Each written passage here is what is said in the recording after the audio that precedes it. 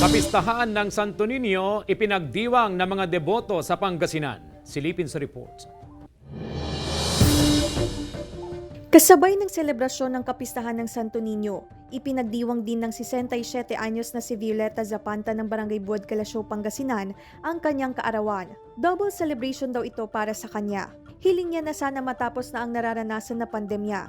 Bilang mananampalataya, importante raw na magkaroon ng malalim na relasyon sa Panginoon. Ipagpapatuloy na lang natin ang pananampalataya kay Santo Niño.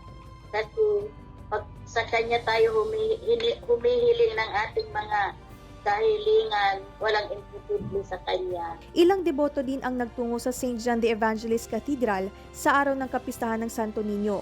Mensahe ng simbahang Katolika, mahalaga na maging masunurin sa kalooban ng Diyos sa ating buhay at manatiling buong pusong maging magpakumbaba at maging matulungin sa ibang tao. Devotees of Santo Niño, our first business should always be, like Him, obedience to the will of the Father. Ngayong araw na ito, magdiwang tayo, magpasalamat for the gift of the Catholic faith. Claire Lacanilaw, Balitang Amyanan.